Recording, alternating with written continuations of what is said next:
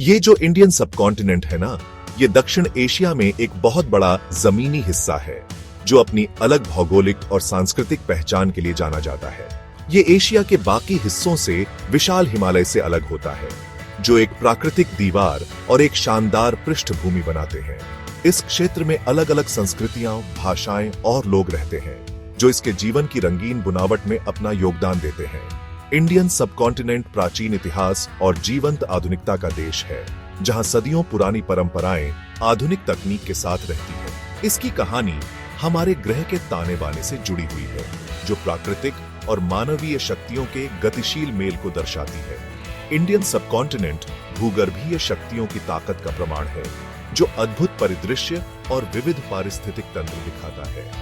लाखों वर्षों में पृथ्वी की ऊपरी परत को तराशा और फिर से आकार दिया गया है, जिससे ऊंचे पहाड़ और गहरी घाटियां बनी हैं। इसके परिणाम स्वरूप महाद्वीपों और महासागरों का निर्माण हुआ है, जिनमें से प्रत्येक की अपनी अनूठी विशेषताएं और सुंदरता है। इंडियन सबकॉन्टिनेंट इस प्रक्रिया का एक शानदार उदाहरण है, जो टेक्टोनिक प्लेटों के टकराव से बना है, और यह विकसित होता रहता है और अपने निवासियों के जीवन को आकार देता है।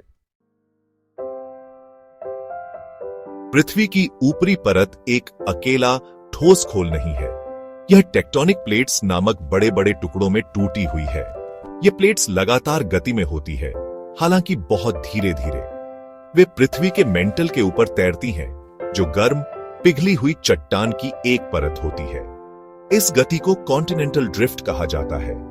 इन प्लेटों के बीच की परस्पर क्रिया भूकंप, ज्वालामुखी और पर्वत श्रृंखलाओं के बनने के पीछे प्रेरक शक्ति होती है।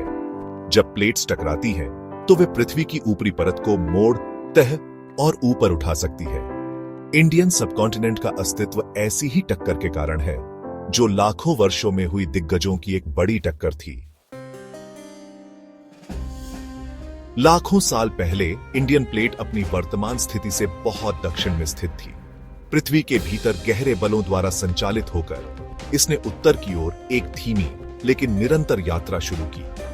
यह यात्रा अंततः यूरेशियन प्लेट के साथ एक बड़ी टक्कर का कारण बनी। दो प्लेटों का प्रभाव बहुत ज्यादा था।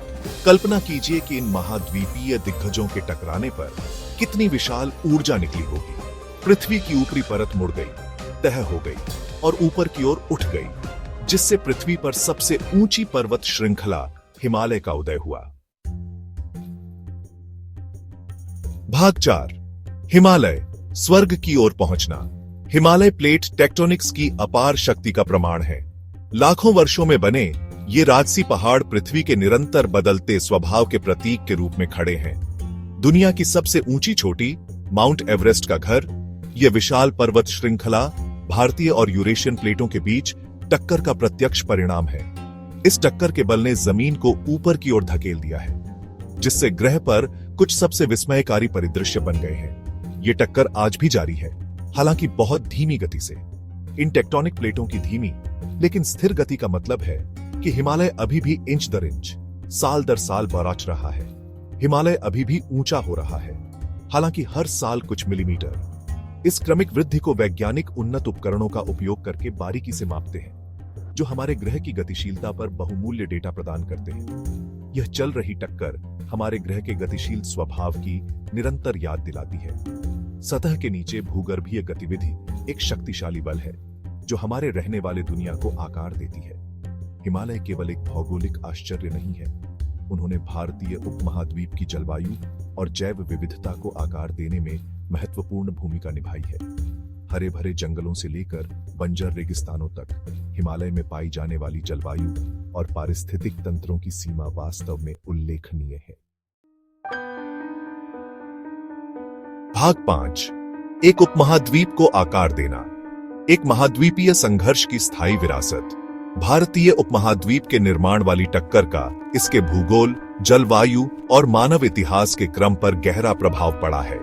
लाखों साल पहले हुई इस स्मारकीय घटना ने उन विविध परिदृश्यों और पारिस्थितिक तंत्रों का मंच तैयार किया जो हम आज देखते हैं। इसने हिमालय का निर्माण किया, जो एक प्राकृतिक अवरोधक के रूप में कार्य करता है, मानसून के पैटर्न को प्रभावित करता है और एक अनोखा पारिस्थितिकी तंत्र बनाता है। ये ऊंची चोटियां न केवल मौसम को आकार देती हैं, बल्कि नदियों के स्रोत के रूप में भी काम करती है, जो पूरे क्षेत्र में जीवन को बनाए रखती है। हिमालय से मिटे हुए तलछट से बने गंगा और सिंधु नदियों के उपजाऊ मैदान प्राचीन सभ्यताओं का उद्गम स्थल रहे हैं। इन नदियों ने हजारों वर्षों से मानव बस्तियों, कृषि और संस्कृति का पोषण किया है। लाखों वर्षों में प्रकृति की शक्तियों द्वारा आकार दिया गया भारतीय उपमहाद्वीप वैश्विक महत्व का क्षेत्र बना हुआ है। पहाड़ों से लेकर मैदानों, रेगिस्तानों से लेकर जंगलों तक इसका विविध भूभाग गतिशील भूगर्भीय प्रक्रियाओं की कहानी कहता है। यह अपार सुंदरता, सांस्कृतिक विविधता और आर्थिक क्षमता वाला देश है।